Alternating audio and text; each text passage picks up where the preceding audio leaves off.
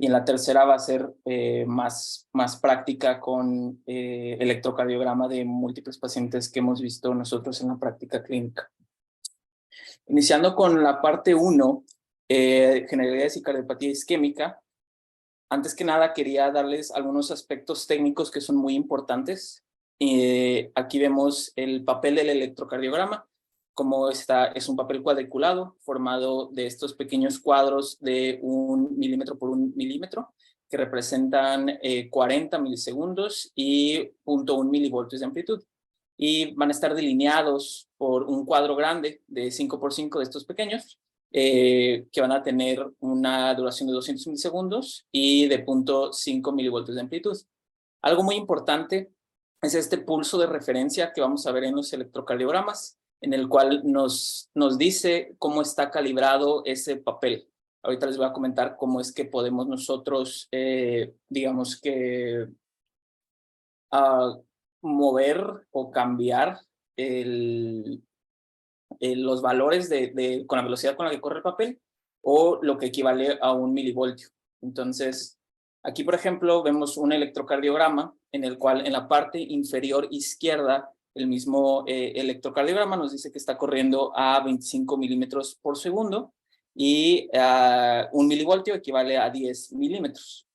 Entonces, nosotros, tanto en el monitor de telemetría como en el electrocardiograma, podemos modificar estos parámetros. ¿Y cuándo sería útil? Por ejemplo, podemos hacer el papel más lento, a 50 milímetros por segundo, para poder hacer un mejor análisis de la onda. Entre más lento corra, pues las ondas van a estar un poquito más separadas, teniendo en cuenta que aquí cada cuadro pequeño, en lugar de durar 0.04 segundos, durará 0.02. Y también podemos aumentar o disminuir el voltaje. Por ejemplo, en ocasiones la onda P no es muy apreciable, sobre todo en pacientes que tienen sobrepeso, y ahí podemos nosotros también usar la amplificación del voltaje para apreciarlas mejor. Luego, ¿esto qué tan frecuente lo vemos en el metropolitano? Yo creo que bastante frecuente, ¿no? Aquí son distintos tipos de interferencia. Aquí de la línea de base, aquí vamos a ver cómo, digamos, aumenta y disminuye, como que fluctúa. Aquí, pues, una clara interferencia entre las R's, y también otro tipo de interferencia. ¿Esto por qué sucede? Todos los electrocardiogramas tienen filtro de voltaje, de un filtro de alto voltaje, de bajo voltaje y un filtro de alto voltaje. Entonces, normalmente los movimientos musculares o del paciente tienen una frecuencia de 150 hercios. El QRS normal tiene una velocidad o una frecuencia de 40 hercios, y si usáramos un filtro muy, muy lento, tendríamos este resultado de aquí, en el que cambia la línea de base. Entonces, normalmente los electrocardiogramas vienen calibrados de 0.05 a 150 hercios. Así podemos tener este electrocardiograma normal. Sin embargo, en ocasiones existe interferencia, como aquí se los pongo. El que veíamos, por ejemplo, de aquí, en que cambia la amplitud de la línea isoeléctrica, es por interferencia de corriente alterna.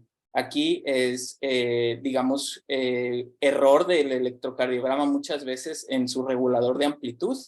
A veces el paciente no hace contacto con tierra apropiadamente, o hay equipo eléctrico, digamos, cerca del paciente. Entonces, la manera de corregirlo, lo que podemos hacer, aquí tenemos el ejemplo, interferencia por corriente AC.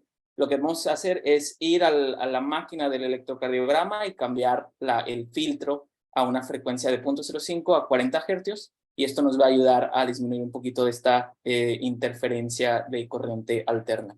El resto de interferencias, pues bueno, se corrigen mejorando la técnica de la toma inicial, pidiéndole al paciente que se mantenga quieto, evitando movimientos de él, por ejemplo, si hace mucho frío o si sufre alguna enfermedad con movimientos involuntarios.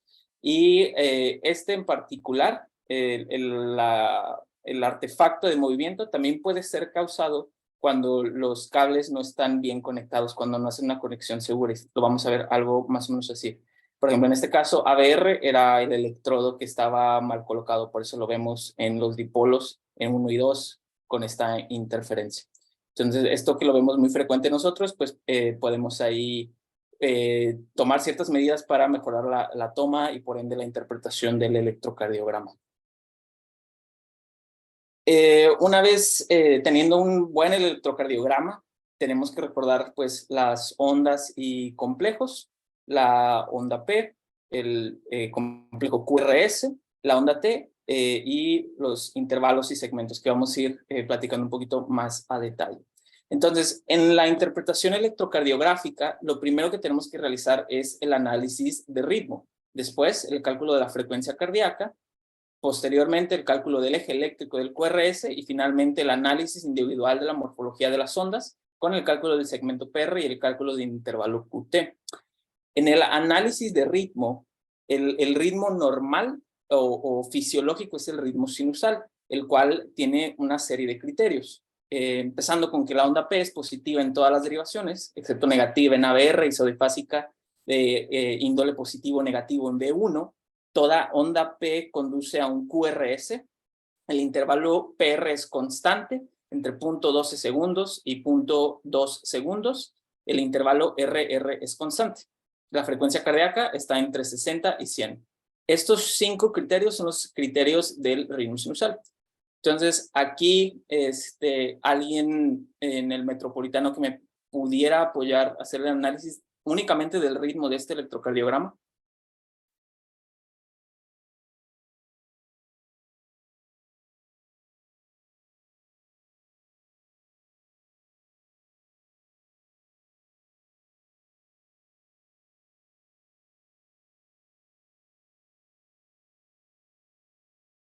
Ya van a pasar, vienen para acá. Sí.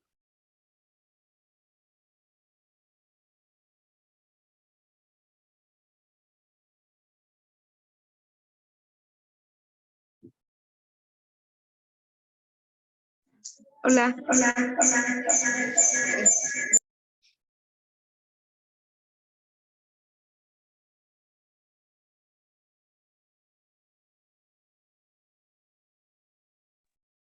Sí, es sinusal. Ok, ¿por qué? Porque las ondas P son positivas y todas son constantes, o sea, antes de cada QRS tenemos una conduce al QRS. Ok. Es, Tú misma, está. perfecto. Ahí notando que en ABR es negativo, en B1 isodifásico y muy pequeño, ahí por ejemplo podríamos aumentar el voltaje. Y como bien dices, el segmento PR es constante y los RR son regulares. Oye, Andrea, ¿y tú misma este electrocardiograma? También el análisis de ritmo únicamente.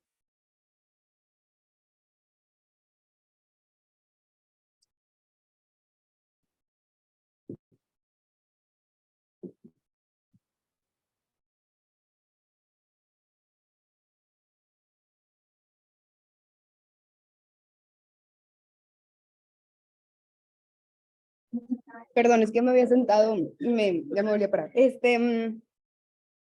Pues igual, o sea, es un ritmo sinusal, porque la P está, o sea, antes de conduce cada QRS y y está positiva. Ok, ¿y qué otro criterio hace falta que aquí no se cumple? Mm,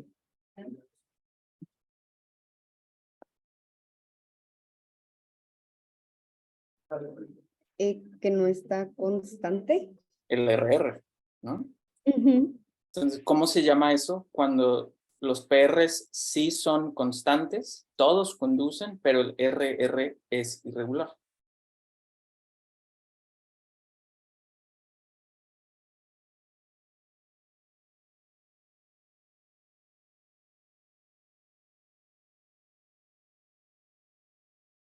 Podría ser una arritmia.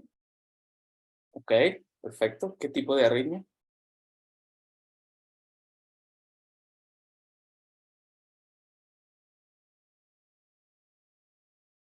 Pues bueno, te ayudo. Es Como mencionábamos, los RR no son regulares, sin embargo, como dijimos, las ondas P tienen las características de que nacen en el nodo sinusal y todas conducen con el PR constante.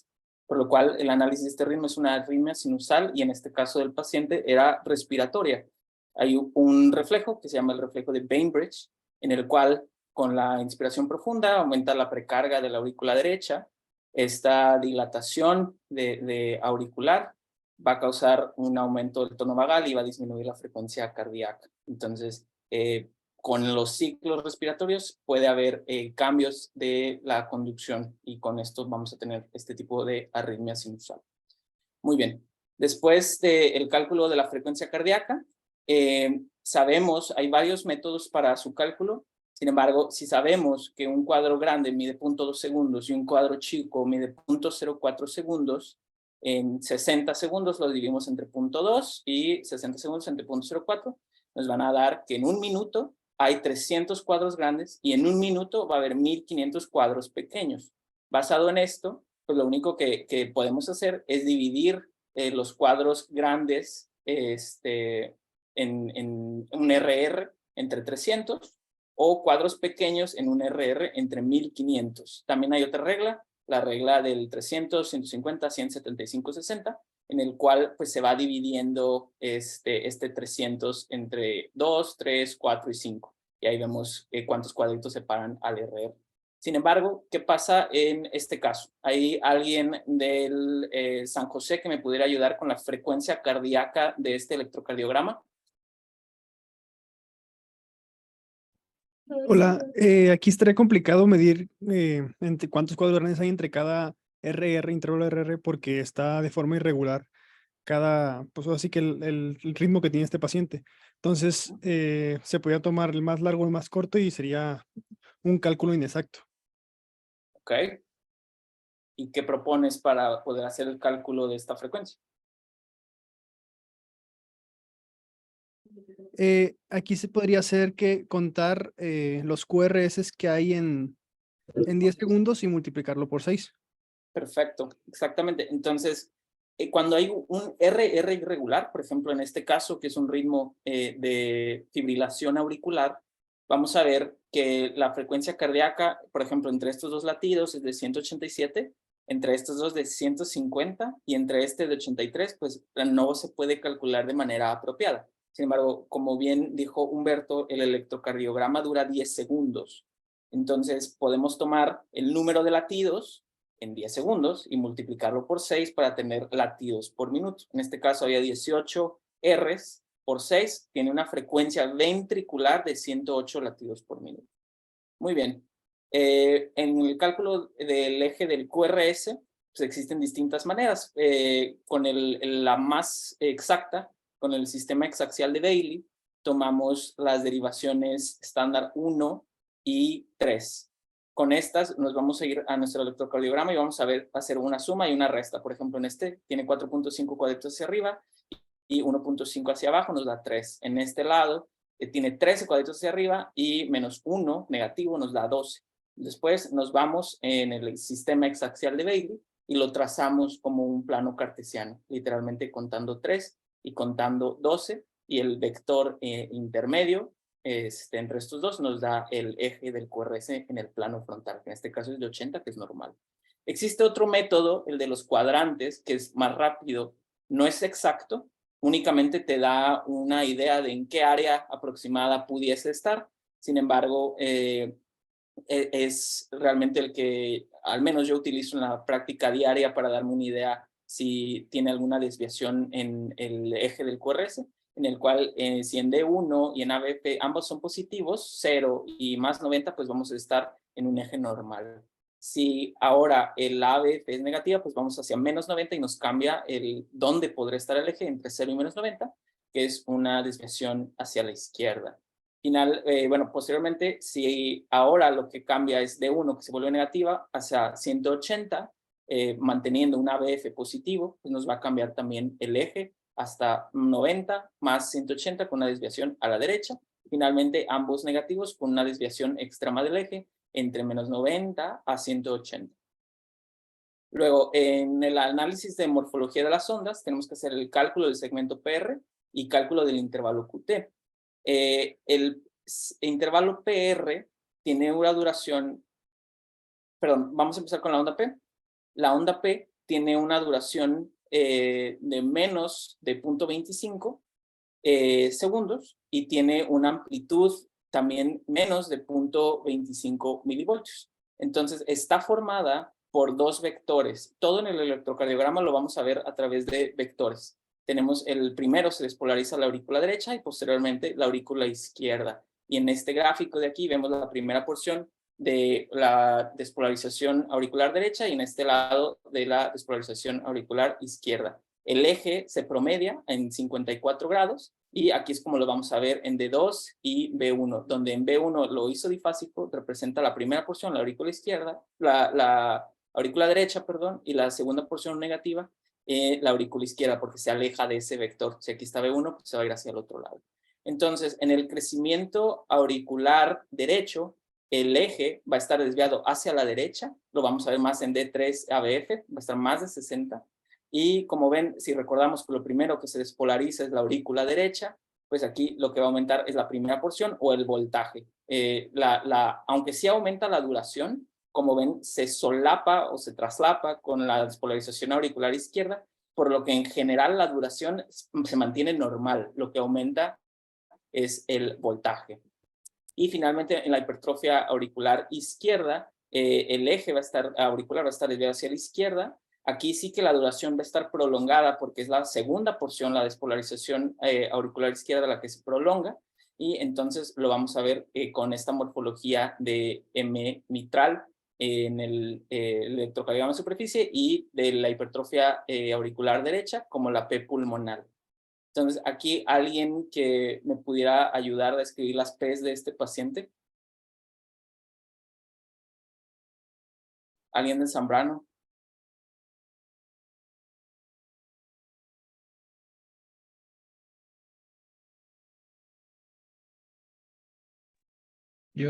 Pareciera que en D2 está un poquito la morfología más alta, la P, como si tuviera crecimiento auricular derecho. Ok, ¿qué otra cosa te llama la atención?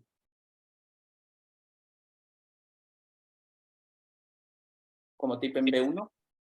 Cristian, ¿puedes repetir lo que dijiste, porfis? ¿Qué otra cosa le llamaba la atención? Por ejemplo, en B1 vemos la porción negativa aumentada, ¿verdad?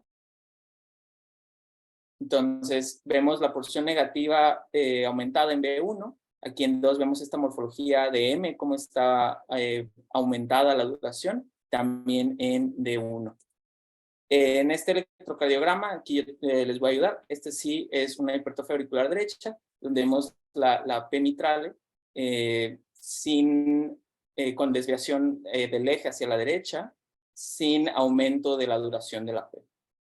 En cuanto a los ventrículos, la despolarización ventricular, en estas líneas, cada número es milisegundos desde el inicio de la despolarización. Es decir, las porciones superiores se despolarizan al final y el septo al inicio.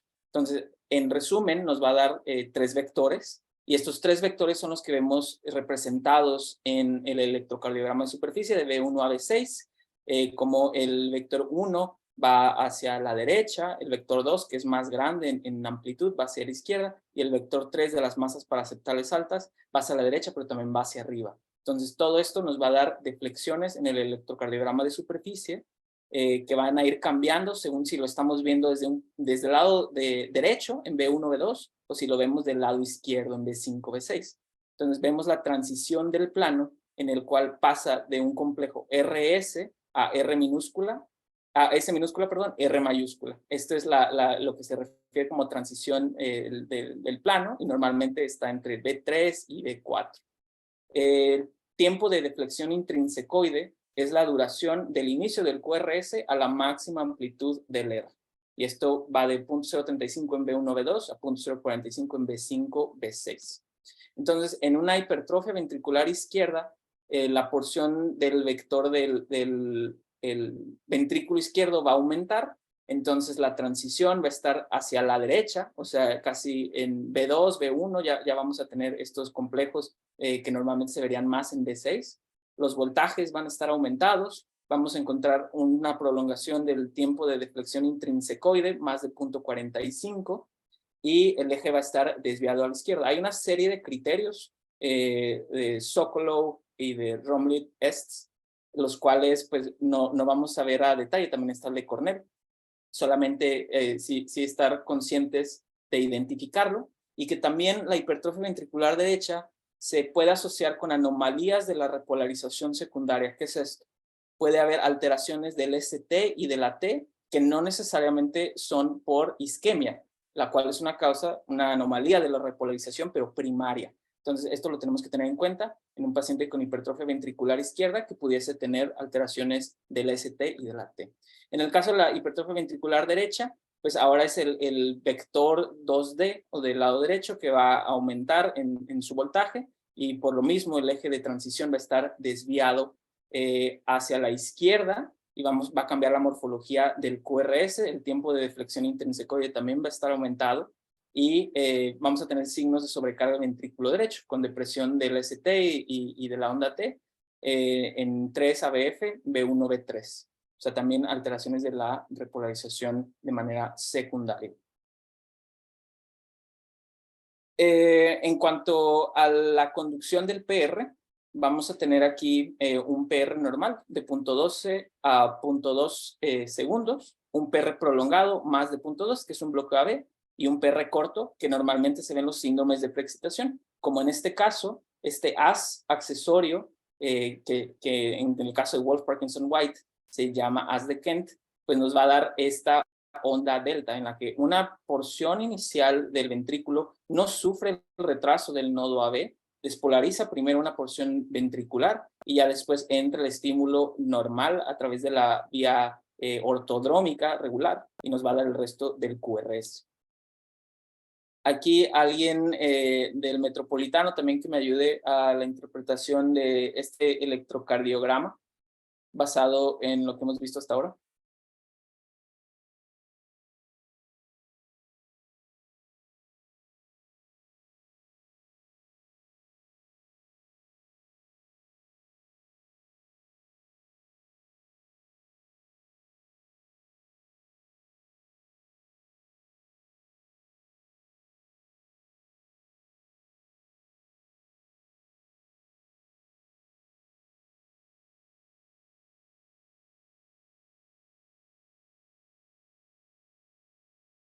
Hola, habla David.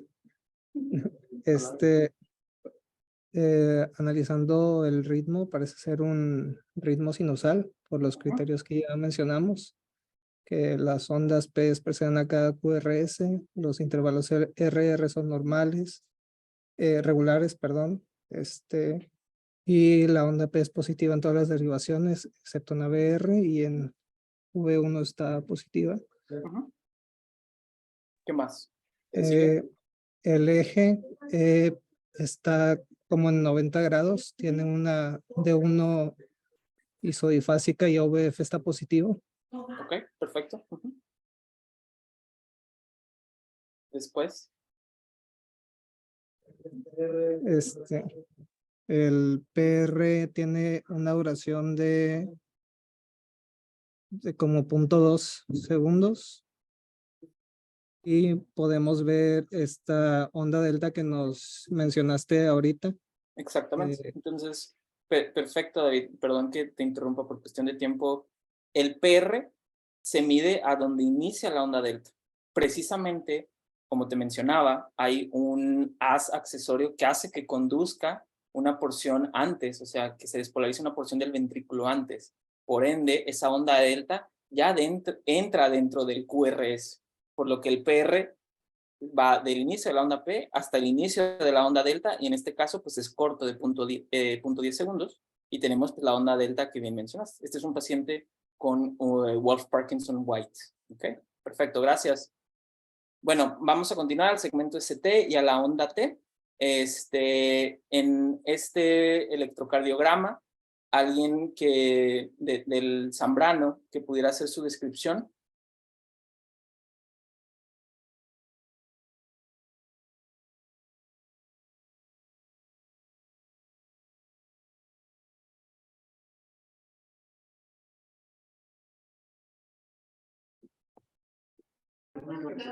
Hola, aquí te estamos escuchando, Cristian.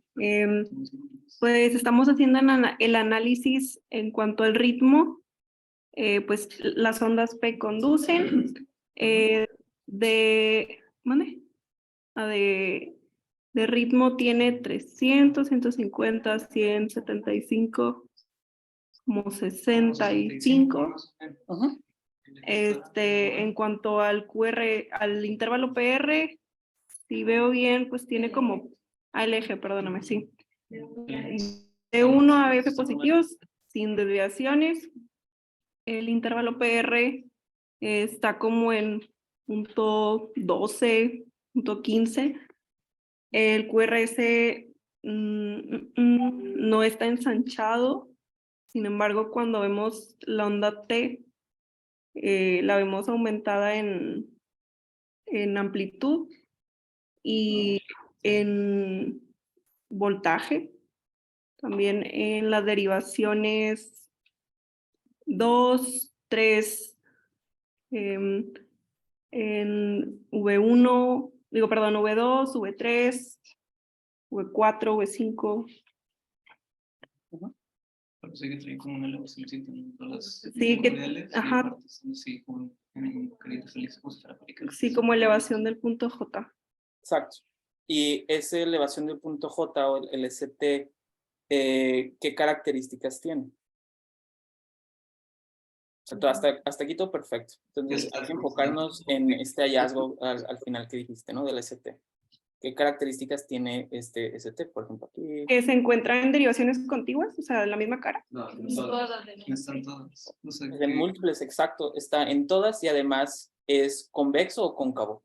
no sé. Es cóncavo. Entonces, eso se ve sobre todo en pericarditis, que es el caso de este paciente. Esta es una pericarditis aguda en la que vemos el supradesnivel del ST de manera generalizada, pero es cóncavo. Muy bien. Entonces, aquí tenemos cambios del ST compatibles con infarto agudo al miocardio o isquemia, en el cual en general elevación o depresión, en la depresión tiende a ser horizontal o downsloping o hacia abajo, y el supradesnivel pues tiende a ser convexo, recto o incluso downsloping, pero sin la curva hacia arriba, como en este caso de la pericarditis. El paciente que vimos hace unos momentos tenía un ST como este de aquí, y también existe este, que es el patrón de repolarización precoz, en el cual existe una discreta elevación del punto J, pero hay un evidente cambio de la angulación de la última rama del descendente del R, siguiendo este ángulo, perdón, y luego el punto J va a tener una angulación mayor a 10 grados en el ángulo que se forma entre estos dos. Eso se llama patrón de repolarización precoz. Como una excepción a esta regla, tenemos el síndrome de De Winter, en el cual hay una depresión del ST en B1 a B6, pero es lo que se llama upsloping, o sea, va hacia arriba y va a tener estas ondas T pues, aumentadas de voltaje, y vamos a ver lo contrario en ABR. ¿Okay? Este es un equivalente a un infarto agudo al miocardio también. Entonces, aquí alguien del Metropolitano que también pudiera hacer el análisis de este ST, ya para ir un poquito más rápido.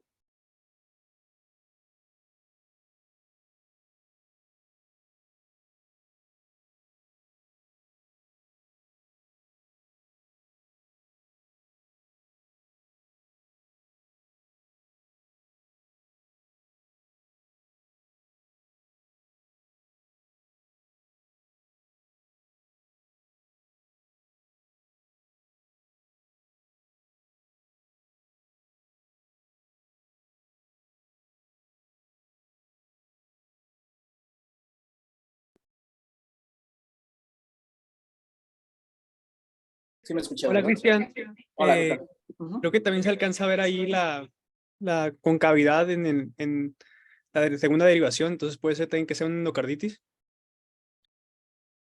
Más que endocarditis, Pericarditis, perdón. pericarditis, pero aquí vemos lo que les comentaba, como siguiendo el ángulo del R, vamos a tener como el punto J cambia de dirección con una angulación aquí más de 10 grados. Entonces, este es un patrón de repolarización precoz con elevación del ST.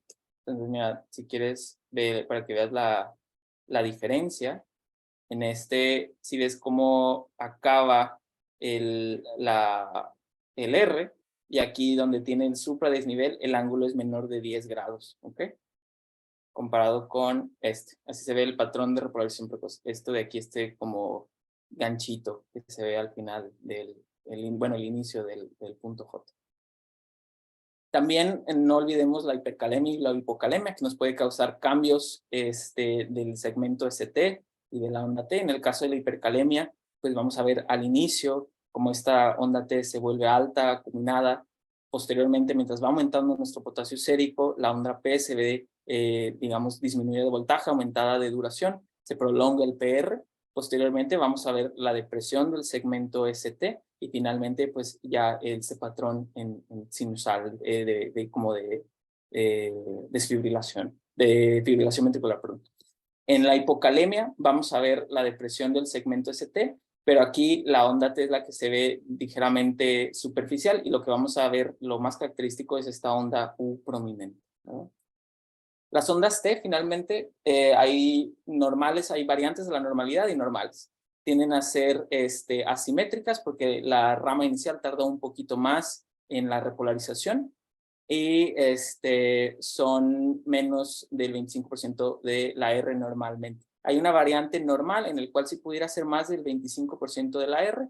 Son asimétricas, pero son de base amplia y se acompañan de un ligero aumento del punto J, sobre todo en B2 a B4, que esto es normal.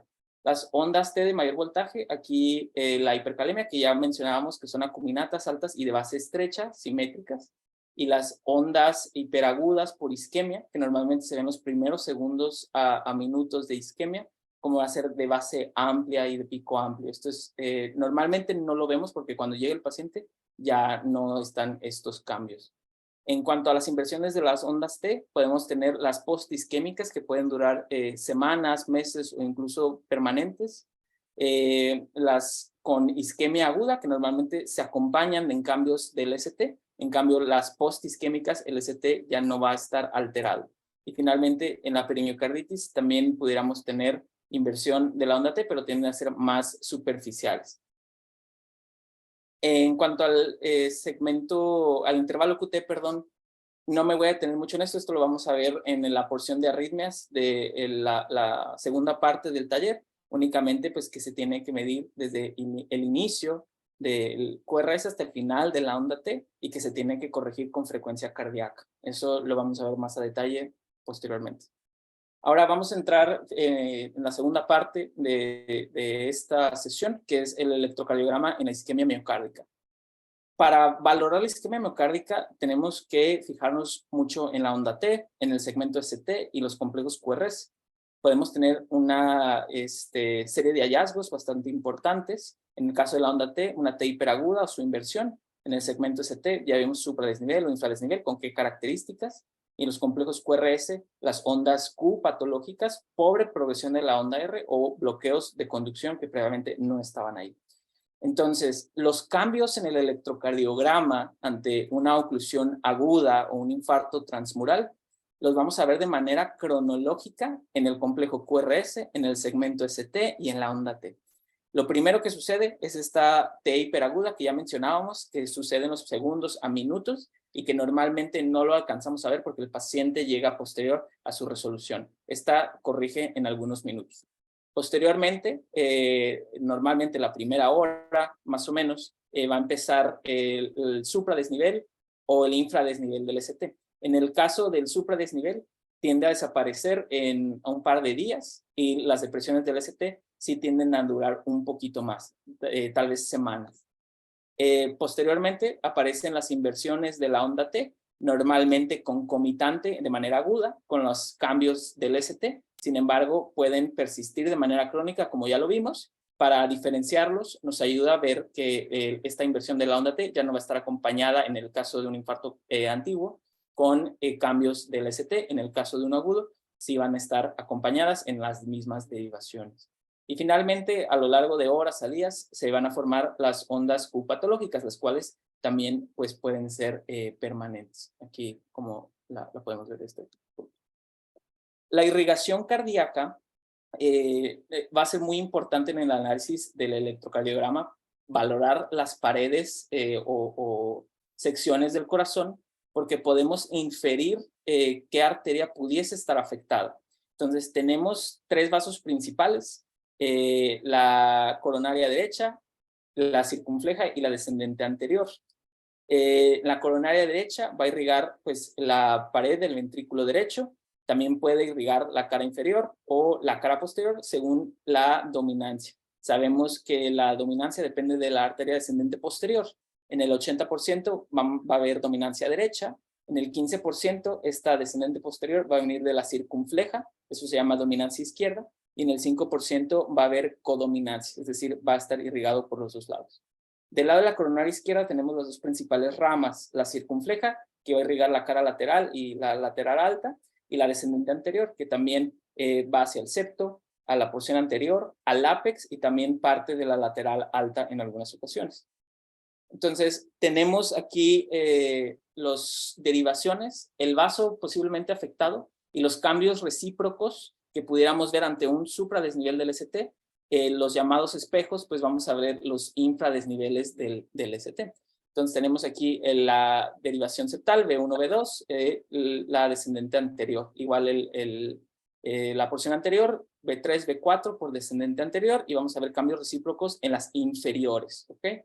En la lateral, pues ya sabemos que es B5, B6 con o sin 1 y ABL, la circunfleja, y también vamos a ver cambios recíprocos en las caras inferiores. Anteroseptal de B1 a B4, también descendente anterior, y cambios recíprocos en las inferiores. Anterolateral, aquí es 1 ABL y de B3 a B6. El vaso va a ser también la descendente anterior y los mismos cambios recíprocos. Y la lateral alta, 1 ABL, que puede ser también circunfleja, puede ser descendente anterior, y los cambios recíprocos en 2, 3 y AB. Aquí hay del lado derecho los infartos inferiores, posteriores y de ventrículo derecho. Aquí sí son muy importantes que los tengamos en cuenta, porque para su diagnóstico muchas veces vamos a tener que utilizar derivaciones adicionales o modificadas. En el caso del inferior, pues sabemos que es 2, 3 ABF, y los cambios recíprocos van a ir en B2, B3, 1 ABL, y el vaso puede ser la descendente, la coronaria derecha o la circunfleja. En el infarto posterior vamos a ver el supradesnivel en B7 a B9, que son derivaciones modificadas, y vamos a ver los cambios recíprocos en B1, B2, con un ST más grande en B1 que en B2, y también puede ser por la coronaria derecha o la circunfleja. En el caso del ventrículo derecho, aquí va a depender si hay dominancia derecha o dominancia izquierda. En el caso de que haya dominancia derecha, va a incluir parte del septo y el ventrículo derecho. En el caso de dominancia izquierda, únicamente el ventrículo derecho, y aquí vamos a ver los cambios del ST, sobre todo en las derivaciones derechas de B3R a B6R, y podemos ver también cambios en la cara inferior. ¿Okay? En cuanto al sistema de conducción, también tenemos que tenerlo en cuenta, porque como bien mencionamos al inicio, algunos cambios de conducción pudieran sugerir cardiopatía isquémica. La disfunción del nodo sinusal normalmente habla de una afección de la coronaria derecha proximal o de la circunfleja proximal, porque en el 55% de los casos se irriga por esta, y en el 45% de los casos por la circunfleja. En un bloqueo AB de primer grado o segundo grado Movitz 1, normalmente es por la coronaria derecha o circunfleja, ya que también entre estas irrigan el nodo AB, o la descendente anterior, que irriga el haz de His. El bloqueo AB de tercer grado también pudiera ser por cualquiera de estas 3, ya que recibe irrigación el His de las 3 arterias, ¿no? Y aquí vamos a hacer un ejercicio de estos electrocardiogramas. Este va primero para el metropolitano. Lo que me tienen que decir es qué derivaciones o qué cara está afectada, el vaso posiblemente afectado y el tiempo de evolución probable.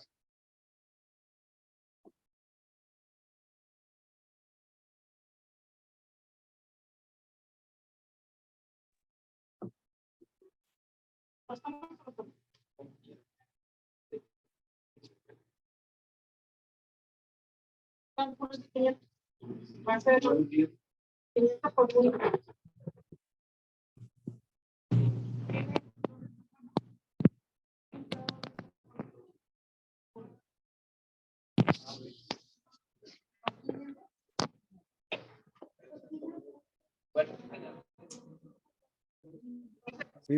¿me escuchan? Sí, Eh, eh, está en las derivaciones de 2, de 3 y en ABF, por lo que corresponde a un infarto de cara inferior por la coronaria derecha. ok, ¿y qué otros hallazgos estás viendo en el electrocardiograma? La Paso onda T posiblemente afectado hiperaguda, y tiempo de evolución. hay una onda T hiperaguda, puede ser ¿Hay una qué, perdón? de corta evolución.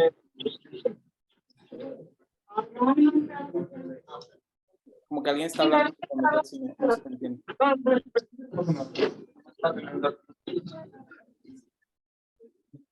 Ya creo que sí.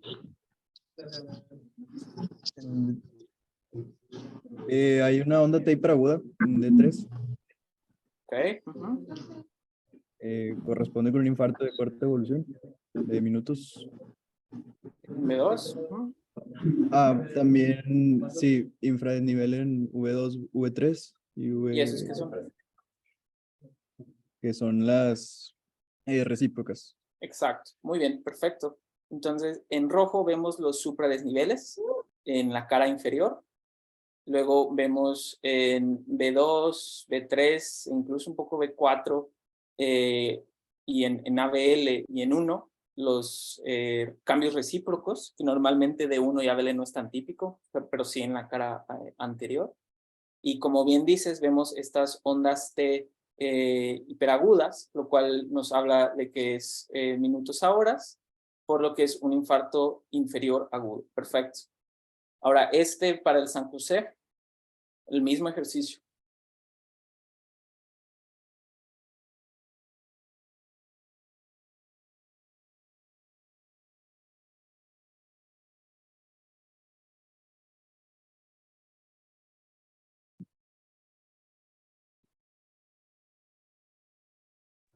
Estamos revisándolo. 2 minutos, 2 segundos. No sé, adelante, no pasa nada.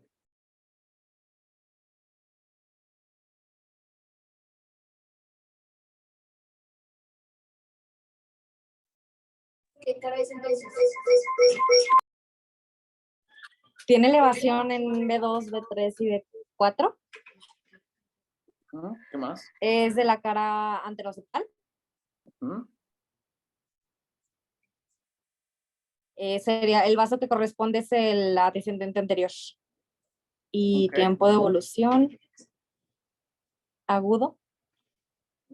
Ok, entonces vemos la pared anterior afectada. Realmente para decir anteroceptal, ahí B1 pues no, realmente no cumple, pero sí de B2 incluso hasta B5.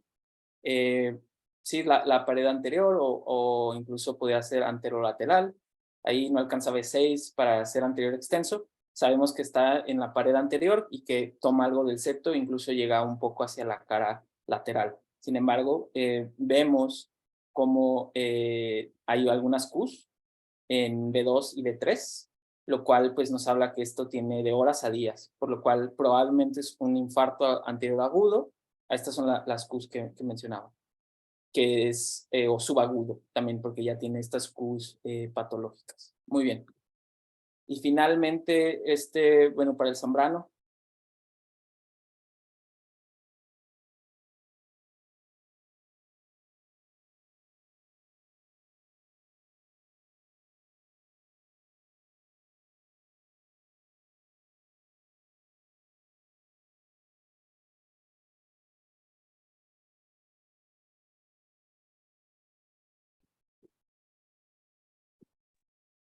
¿Ahí me escuchan? Uh-huh. Bueno, se ven elevaciones en las caras, perdón, en las derivaciones V1, V2 y V3. ¿Sí? Mira, aquí está la línea de base, no Bueno, la tiene 3. justificación, y acuérdate que en B2 y en B3 se utiliza 1.5, 2 milivoltios si es hombre o mujer. Y aquí en B1 pues está esta, ¿cómo se llama? Bueno, entonces vamos a ver, tenemos en la cara inferior estas ondas Q en 3, en ABF y en 2. Aquí es un poquito más discreta, pero se ve mejor en 3 en ABF. Vemos estos infradesniveles en 1 y ABL, que son alteraciones de la repolarización, probablemente secundarias a la hipertrofia ventricular que presenta el paciente. Entonces, aquí tenemos que es un infarto antiguo de la pared inferior. Aquí hay un error, es de la pared inferior, por esas ondas Q en la cara inferior. Muy bien. Pues, perdón, ¿me puedes señalar otra vez? Aquí, 3 ABF y un poquito en 2. ¿Sí? Ok, gracias. Aquí, híjole, falló un poquito el efecto, pero este es un infarto de ventrículo derecho e inferior, donde vamos a ver esta elevación de B1 mayor que en B2, nada más en estos dos, y vamos a ver las inferiores, particularmente 2, 3 y ABF, y aquí el médico agregó la derivación B4R, donde vemos también un supradesnivel. Aquí no hay cambios sugestivos de que sea de mayor tiempo de duración, y tenemos los supradesniveles del ST, lo cual pues, nos habla de un infarto de ventrículo derecho inferior, posiblemente el vaso afectado la coronaria derecha, y esto agudo de minutos a horas. Aquí estaba al revés, era esta primera. Bueno, y ahora este de aquí, en el que sigue, en el metropolitano, ya es el último, si no me equivoco. Y ahí se lo estoy ya señalando.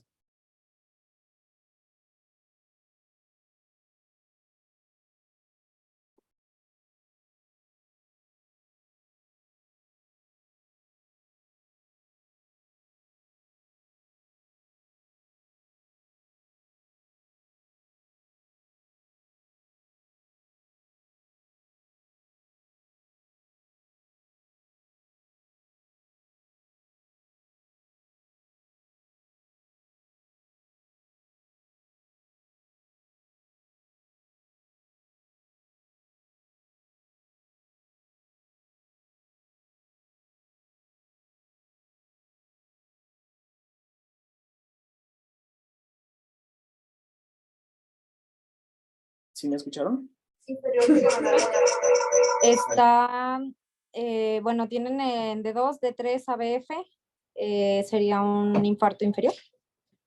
Ok. ¿Qué más notas? Además de esas de 2. Bueno, B1, B2, B3 y 4 están como la imagen en espejo. Ok. ¿Y qué más? Sería buena idea tomar las derivaciones derechas para complementar.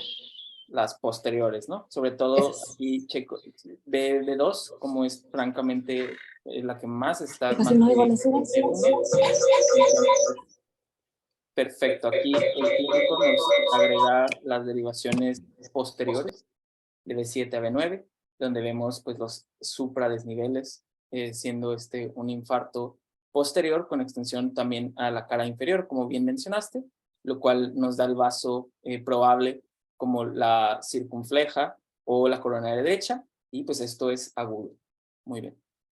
Y ya finalmente, para terminar, la isquemia en contexto de bloqueo de rama izquierda o ritmo de marcapasos, va a haber alteraciones del ST y del T por anormalidades secundarias de la repolarización, ¿ok? Esto es normal. Estos cambios son, bueno, no normal, pero esperado por el bloqueo de rama izquierda. Estos cambios son contrarios a la amplitud del QRS. Por ejemplo, aquí en B1 y B2 vemos cómo el QRS es negativo y tenemos el supradesnivel del ST. Estos cambios en la misma dirección son sugestivos de una normalidad primaria de la repolarización, como la isquemia. Entonces, a partir de ahí se crearon los criterios de Esgarbosa modificados, en el cual vamos a ver, recordando que lo normal es que sean contrarios a la amplitud del QRS. Si son concordantes en el 1, en el 2, vamos a asignarle una puntuación y eso, pues, vamos a hacer el diagnóstico de un infarto en este contexto. O sea, de este lado es el QRS, ST y T en 1, ABL, B5, B6, en un bloque de rama izquierda normal, no complicado. Y de este lado es en la cara derecha, también en uno normal, no complicado. Aquí en el criterio de Esgarbosa 1 vemos como el ST va a haber un supradesnivel concordante con QRS y en este lado, del lado derecho, vamos a tener el infradesnivel concordante con el QRS. Y finalmente el modificado es porque se agregó este tercer criterio en el cual hay una elevación discordante donde esta elevación es más del 25% o un cuarto del voltaje de la S. Esto también en caras derechas. Y de mi parte sería todo de esta primera porción del taller. No sé si alguien tenga alguna duda o comentario.